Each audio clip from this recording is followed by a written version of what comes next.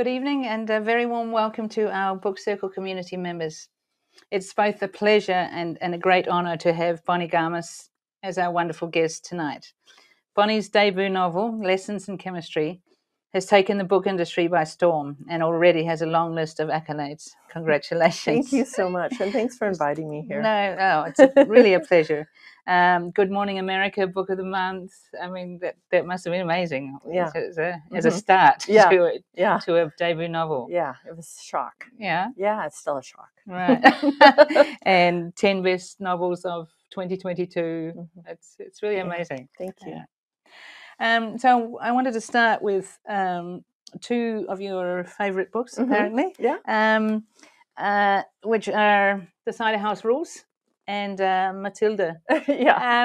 Matilda, for me, many moons ago, she's quirky, she's playful, mischievous. Yeah. Whereas The Cider House Rules is a bit more serious, bit of a medical thread through it. Are those some qualities that have gone into Elizabeth Sott, or not at all? Well, actually, I was just inspired by Matilda because it's so imaginative and creative. He breaks a lot of rules when he wrote that book. And I have a very fond spot for Doll because when I was 8 years old, I read Charlie and the Chocolate Factory, and I sent him a letter in England. And I came home from school one day, and my mom said, "Who do you know in England?" And he'd written me back. Oh, my God. So I have an extra fond spot for him, but I just loved that he was. That's a very subversive book, Matilda, and that really inspired me. Okay. Yeah. Great. And The Cider House Rules? Cider House Rules really inspired me because he marries humor with some very dark themes, some very important themes. Right. And this is a man writing about a woman's right to an abortion. And so when this came out, it was really interesting, the way the book industry saw it and the way readers saw it. And I just thought it was great that he could talk about such a serious topic and be a man, by the way, and talk about it, but marry the humor with so much seriousness. Right. Yeah, okay. So the next question is then Elizabeth Sott was not born here. No. I read those a long time ago, but okay. Yeah. So where was she born? She was born. She was actually in another novel that I'd started a long time ago, and she was just a minor character. But she came zooming back to me one day when I was at work, and I'd been in a meeting, and I'd had this kind of bad encounter with sexism in this meeting, and it wasn't that different from what I'd encountered before. Right. But for that particular day, I could not shake it off. I was mad. Right. And when I went back to my desk, instead of working, I felt like Elizabeth Sott was sitting there. And I felt like she was saying, "You think you have it bad. Let me tell you what happened to me." Right. And I wrote the first chapter that day. Oh, gosh. Oh, wow. Oh, wow. Oh, great. And we're very excited to hear that the book will become a TV series, or is becoming a TV series. And also, I saw that you had, if the book was had a soundtrack, that there were songs that you made a list of the songs, which were Frank Sinatra, Ray Charles. Are these favourites of yours, or are they from Elizabeth Sott? Really just from that particular era. But yeah, a lot of the songs I really love. I actually really love the periodic table song. I grew up on a song like that. I remember it. And then when I started writing the book, I thought, what was that song that helped me learn the periodic table? Yeah. But it was, the publisher asked me to put that together to try to create a theme for people. Right. Around the era. That's great. And Brie Larson, I believe, is going to be. Yes, great. I got to Zoom with Brie Larson, so that was very exciting. Right. Yeah. And she was your choice, or did you have a? No, I shouldn't say no. She wasn't my choice. Yes. No. She actually, she had read the book very early on and had requested to have an exclusive read on it, where she could decide yay or nay that she would put a pitch in to be the star of the show. And she had 48 hours to decide. And then she called me and said, "I would really like to play Elizabeth Sott." Right. And it turns out that if you have someone with an Oscar attached to your project, that project moves along very, very quickly. Funny. Yes, with determination. Yes, so that's a good thing. All right. Yeah. That's amazing. Yeah. Looking forward to that. When is that scheduled? They're starting to film in July. Oh, already? Oh, okay. And it'll be hopefully done next July or August. Okay. Yeah. Okay. Super. And for the viewers out there, I don't know if you know, but Bonnie used to live here in Zurich, and apparently some of Zurich inspired some of the book. Yeah, just little snippets in there. You'll see little things like everyone wants to live in Switzerland, and this typical Swiss person speaks 8 languages. All these little things were just things that reminded me so much of Switzerland, and so you see little tidbits in there. Right. So the book was started here, was it? Yeah, well, it was kind of started in Seattle, but then the actual big idea, I would say Zurich was mostly where I did most of it. Right. Yeah. Okay. And now it's out in 37 languages, I believe. And we were discussing before the different covers of the book. So we've got the English one and the German one, for example, here and here. What did you have an influence on these covers, or do you have some say? Do you have a? I didn't see the German cover until it was done, and I loved it instantly. I really did. I just thought, to me, that was Elizabeth Zott. And then the British did consult me. They had a couple different covers, but they really loved this one, and I really liked it too. Right. I just said, just make sure that woman isn't smiling on the television, but she is. Okay. But anyway, and then the United States consulted me as well. Actually, everybody has to run their cover by the author, which was something I didn't know. Right. But they mostly just want you to say, that's great. And I did, especially with the German cover. And then I just asked for one little change on here, which was just to change this lettering. It was really serify, frilly. And so they changed that, and then we were done. Right. Yeah. And then the United States cover, they'd been through 3 different ones, and we're kind of running out of time, and they picked this one. And I have to admit, it's not my favorite, but you just live with it. Right. So of the 37, they're all different, or no? A lot have picked up that design, the British design, right? But Estonia's doing their own rendition.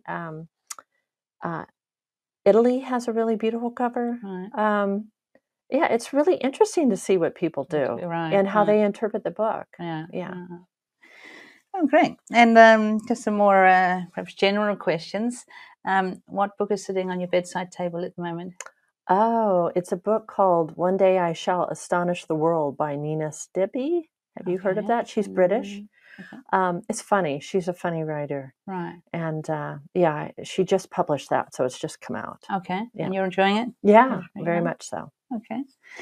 And I believe we've got some questions from the audience. Whenever you're ready, please bring them in. We're happy to take them from you. And moving forward from Elizabeth Zott, are we? Is there something else, some brothers and sisters maybe for Madeline on the way? That'd have to be in vitro. I don't know. I'm working on a different book and a whole different idea right now. Okay. So I'm not thinking of writing a sequel to that. My opinion is you get out while the getting's good and while people still want more, and you don't overstay your welcome. Right. So that's what I'm trying. You're definitely not doing that here. Okay. No, you've got a lot of fans. That's great. Thank you. And as a latecomer to the writing or to the book industry, would you say that's an advantage or disadvantage? Are there good and bad things with that? Well, there are good and bad things. One is you always. I wrote a different book before this one, but it was 700 pages long. That one I wrote the whole thing in Zurich, but no one would look at it because of the length. And I actually think it's pretty good. I mean, it needs to be shorter, but I'm kind of. There are parts of that idea I'd like to bring back in a different book, but I'm working on a different idea right now, and I'm really enjoying writing it. So yeah. Right. And in your earlier days, have you always written, or have you? Yeah. Yeah, I wrote my very first book when I was 5, and it was 1 page, and it had 1 character and no plot, and it was so bad. And my kids found it recently. And they couldn't believe that I hadn't thrown it away. And I wrote another book when I was 12, and my school librarian put it in the library, and no one ever checked it out. I know because I checked every single day. And then I started another book with Elizabeth Zott in it, but I shelved that book. I did not finish it. And then I wrote my 700-page, and then I wrote this one. But yeah, there would be an advantage to coming in earlier into the book industry, no doubt about it. But in a way, I am so grateful not to have to live under that specter of what you have to achieve by a certain age. Right. I don't have to worry about that. And boy, I hear from people, they think I have to publish something by 30 or by 40 or by 50. No, you don't. Yeah. No, you don't. Yes, yeah. Yeah. And when you finished it and obviously submitted it, did it get picked up straight away, or did you have? Yeah, I mean, it was strange because I'd gotten so many rejections on this other book, I couldn't get anyone to read it. And then I had taken a course at a place in London called Curtis Brown, and it was called Write to the End of Your Novel, and I did not write to the end of Lessons in Chemistry, so I failed that. But through that class, I took another class, and then I met some of their agents, and they were expressing interest in the book. And one agent finally said to me, "I'm not going to wait until you finish it. I'm going to sign you now." So I never had to write a query letter for it. Wow. It was a miracle. Yeah, right. Yeah. Yeah. Cool. And the title, was that, how did that? The title came from, the original title was Introduction to Chemistry. That was my title. And we were going to submit this book to the Frankfurt Fair. And the night before, we found out that the Frankfurt Fair was shelving it under nonfiction in their computer because the computer automatically thought it was nonfiction and they couldn't change it. So the night before, my agent called me and she said, "We have to change the title right now." And I said, "Okay." And she goes, How about Lessons in Chemistry?" And I said, "Great." So that's where the title comes from. Wow. Yeah. Okay. Oh, good. Obviously a big rowing theme throughout the book. Is that something, do you row yourself? Yes, or yes. I'm not a chemist and I don't particularly like to cook. And so I had to put in something in the book that I didn't have to research, but also in the book, rowing functions as a counterpoint to a work environment, especially the one that Elizabeth Zott is in. So rowing is all about balance and cooperation with people. You must cooperate in the boat. And Elizabeth's workplace is very non-cooperative. And so I kind of wanted to draw the two distinctions there between what you can accomplish when you work together and what you can accomplish when you're not. Right. Yeah. You mentioned earlier that not rowing but swimming. You've taken that up recently. Yeah, I mean, I'm a rower. I haven't rowed since COVID though. But I have been a long time swimmer since maybe 5 years old. And I mostly just do freshwater swims. Okay. Yeah. And other books that have influenced your writing or the writing of this book? Well, let's see. There are so many authors I love that, and I don't write like them. I wish I could. I love Donna Tartt. The Secret History is one of my most favorite books. I love Hanya Yanagihara. But I don't write at all like her. I have a lot of people that I really, really deeply admire. I love Ishiguro, and Remains of the Day is one of my most favorite books. And he lives in London, so never spotted him. But yeah, I mean, all of those people, what inspires me about the books is how well they're written. They're so well crafted. And they have so many layers to them. So those people have really been a huge influence. And you're traveling a lot, obviously, with the book now. Yeah. Are there some places that you've been to that you've never been to before, or whether you? Yeah. I mean, I had never really been to Wales, and that was really exciting. I'm going to go to Dubai. I've never been there. Oh, wow. So yeah, I get to go new places, and I like traveling. It was more fun during COVID when no one was traveling. And if you did get on a plane, you'd be the only one on it. Right. It's a fantastic way to travel. And 6:30. Great name. Thank you. Where did he come from? So 6:30 is really inspired by my actual dog that I had here in Zurich at the time. But that dog's name was Friday. And Friday, we gotten her from a shelter in the United States. And she'd been very, very badly abused. So badly that her previous owner was jailed for treating dogs this way. He'd burned cigarettes out on her. No. You know, it was just horrible. But the good news is Friday was hyper intelligent. Not that we really knew, but she was always, when we would talk to her, or just when we were talking to each other, our family at the dinner table, she was always like this. She watched us all the time.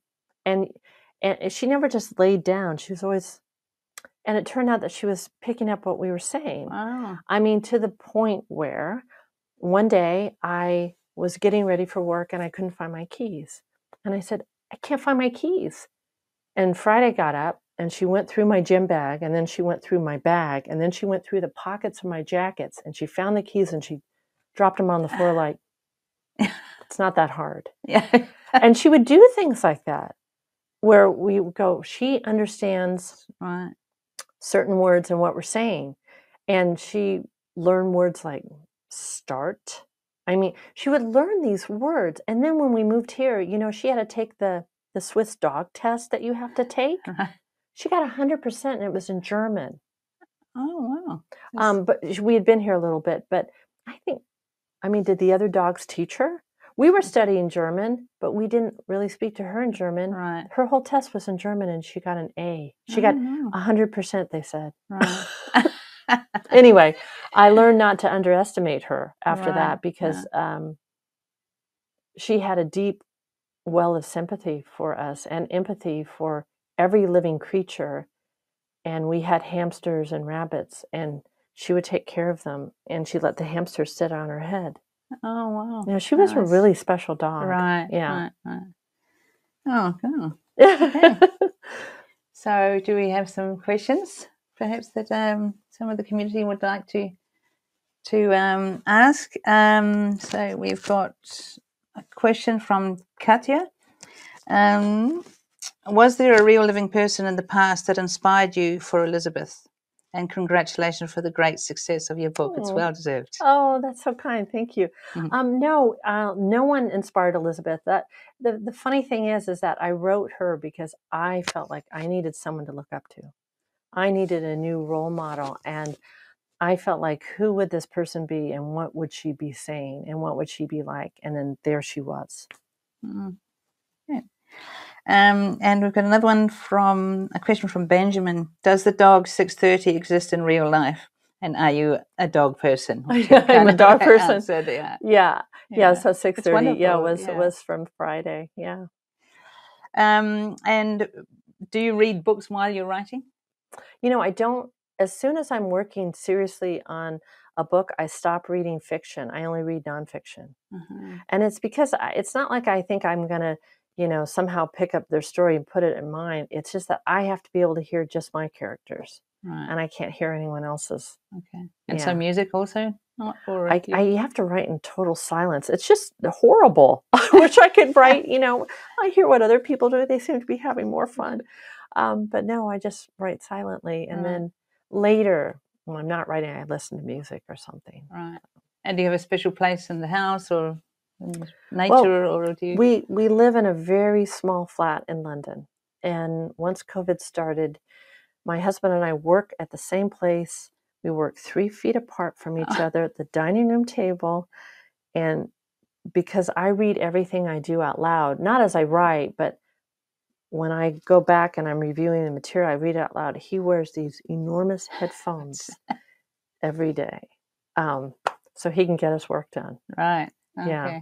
So he doesn't proofread anything for you, or does he read? He does. He's my best reader, actually, but he doesn't really want to hear me mumbling the entire day. Yeah. So I can't get anything done if I'm talking. Okay. Sorry. So the question from Annabelle.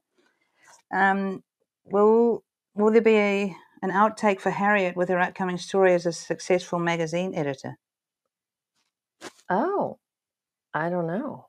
Okay. That's a good question. And who else we got? Oh, a question from Alice. Who is your all-time favorite author? Oh.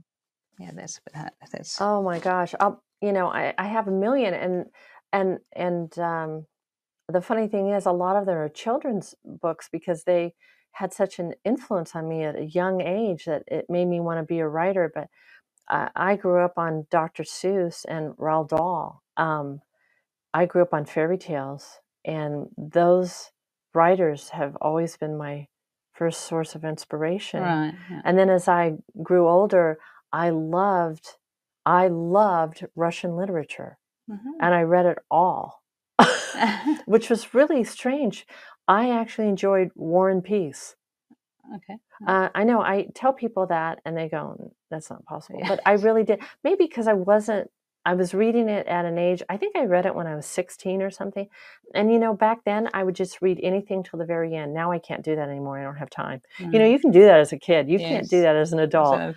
So I don't finish everything. If I don't like something, I stop about halfway through. Right. So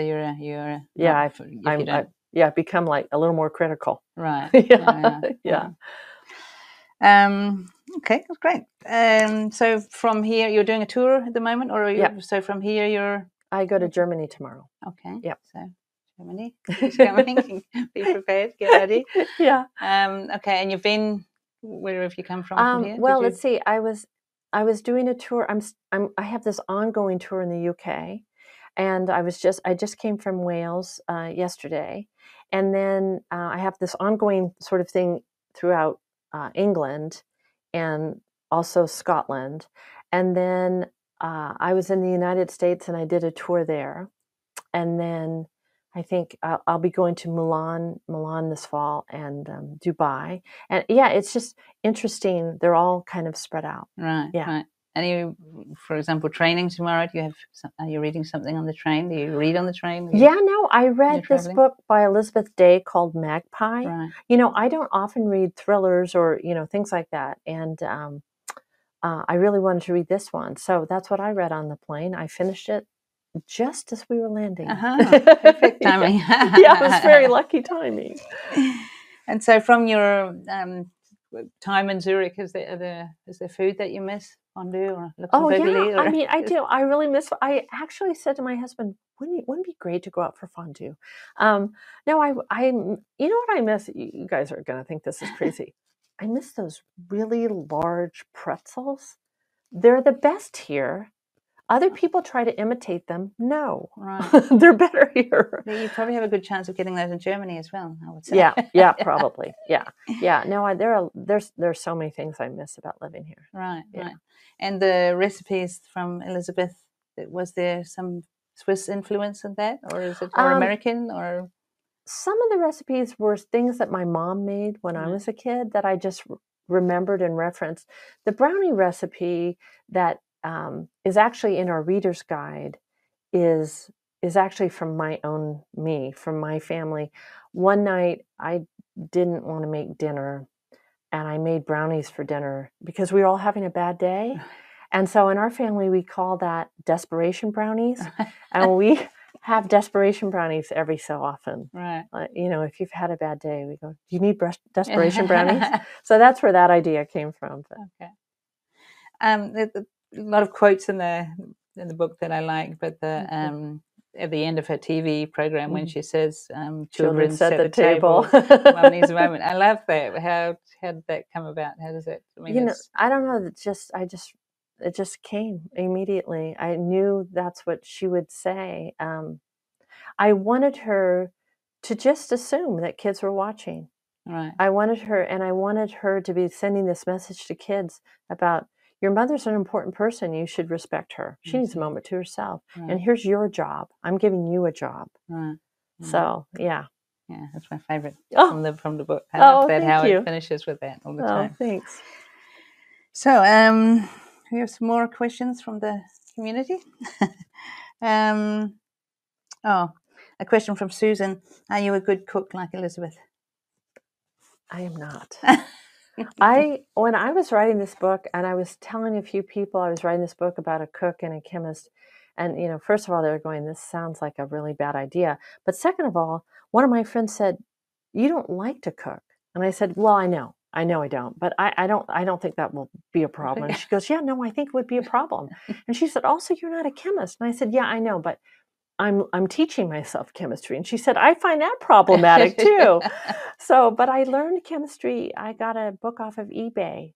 I had to confine it to the 50s and 60s. So I got an old textbook off of eBay, and I taught myself basic chemistry from that era. Right. Wow. And look where it got you. Yeah. A question from Melanie. How do you choose the names for your characters? Oh my gosh, I go through a bunch of names and I just decide what sounds right. Elizabeth Zott was Elizabeth Zott from the very beginning. Right. I knew exactly that was her name. I'm not sure why. And then, but the other names they just seem to fit that particular person. Right. Including the dog. Yeah, well, 6:30, that one was a surprise to me. Also, I didn't know 6:30 was going to have a point of view. And he just suddenly had a point of view on the page one day, and I thought, I better not go there because, that's maybe overstepping the bounds that some people will push back against that. And then I thought, no, because he has a lot to say. He's an anthropologist. And the other thing is, in science, you're constantly saying, well, what if? Good scientists have a very vivid imagination. And so I was thinking, 10 years ago, we didn't know that trees talk to each other. We really have no idea what's going on in a dog's head. Right. So I would love to know. In the meantime, I know what's going on in 6:30's head. Yeah. Yeah, he's amazing as well. Oh, so that's great. I also sorry. So you've started writing a follow-on or a different novel. Story. Yeah, right. Yeah. And was that why did you change, or what? You mean different genre or from it's you didn't want to carry on with? I didn't want to carry on because I thought I have to leave. It's painful to leave Elizabeth Zott, to be honest. Right. But many readers as well. Yeah, I was like, oh, but I felt like, so many people. This is true with the series as well. When I was talking with the people who were, all the people who were really interested in making this into a movie or a series, some people saw it as going on for 5 years. They were gonna, and some people saw it as, no, it's a movie and we're gonna cut 3/4 of the book to make it a movie. Right. And some people saw it as a limited series and for just 8 episodes. And I was mostly interested in talking with people who saw it as 8 episodes, and not beyond that.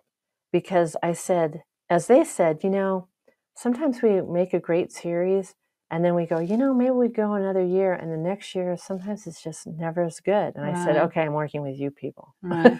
Because that's how I kind of see it too. Right. Yeah. Okay. We do we have some more questions from the sorry. I just think it's really nice that people are participating, so it's good to include you. A question from Manuela. Do you write into books when you read, or dog ear, etc.? What was do you turn the cover, do you dog ear the pages? I do. I do. You would think that I would have this complete reverence and respect for books, but I treat them like a really good friend that I can bump, and there's stuff spilled all over my books from eating my lunch while I'm reading and stuff. Oh, I'm not at all cautious. But now with my book, I have this little shelf, one copy from each nation, and no one may touch this. That's the pristine shelf. Although then the other day I just went ahead and grabbed one of them, and then I thought, oh no, I'm going to ruin this too. So yeah, my books are very dog-eared, all of them. Okay. Yeah. Oh, and writing in them too. I don't usually write in them. Sometimes I underline things, but right. I don't usually write in them. Okay. A question from Anima. Who did you imagine as the target audience for your book? Oh my gosh. Okay. Yeah. I thought the target audience was women between the ages of 30 and 60. And there have been these studies now, and guess what the target age and gender is? 12 to 90 men and women. I couldn't believe it, but that's what they've come up with. Right. So I'm thrilled. And what would Miss Garmus do if she wasn't a writer? Oh, I think I would come back to the Swiss Alps and I would just go hiking here all the time. Oh, I think I was a climber when I was young, and I love being in the mountains, and I think that's what I would want to do. I want to live in a cabin and have goats or something. That's what you do here. Yeah. Make cheese. Yeah. Oh, yeah. Many people have written, "Are you a good cook like Elizabeth?" Oh God. Your mom? My mom was a great cook. My husband's a great cook, and my kids are great cooks. So somehow it skipped me. So they're their inspiration for the. My kids used to watch cooking shows, and they became really good cooks. And this is the other bizarre thing about me: I don't watch cooking shows. So yeah, so that idea of that show, as a copywriter, creative director, you're always working on things you don't know anything about. So tackling a new subject wasn't an odd idea to me. Tackling maybe me not liking to cook and then never watching cooking shows, and then also not being a chemist was maybe a little much. That's why the rowing is in there. Okay. How far ahead did you know the story? I mean, did you know the complete? I knew I had that first chapter, and I wrote the last paragraph. And you know what? They're still the same. Okay. Yeah. And then had no idea what was going to come in between. And that's how I work at work anyway. I just kind of let it unfold. Because I think for me, that's the best way to explore ideas. And I'd written a lot of dead ends. I've cut a lot from this book that didn't work. So that's what you have to do. Right. And how the entire process? How long did it take you? 5 years. Wow. Mm-hmm. And you just carried on doing it, or did you think, I want to finish it in 5 years or 2 years? You know what? No, I quit. When I found out we were leaving Switzerland, I was really down about that. I really didn't want to leave. And I was about 2/3, almost 3/4 of the way through the book. I could see the ending, but I didn't know how it was all going to unfold. And I really didn't want to leave. And I was also unhappy with the project I was doing at work. And I just kind of quit. And when I got to London, you have to start over again. And I didn't know anyone. And so I took that course at Curtis Brown, and I met these other writers. And it got me back into my book. And I realized it's okay to quit and take a break. It's always okay. I didn't realize that what you're really doing is you're refueling. You're just filling yourself up again, and then you're going to be ready again. But you can't blame yourself for wanting to quit every so often. Quitting is underrated, in my opinion. And in the times when you did quit, what were your hobbies or pastimes? What did you do? I mean, it was just...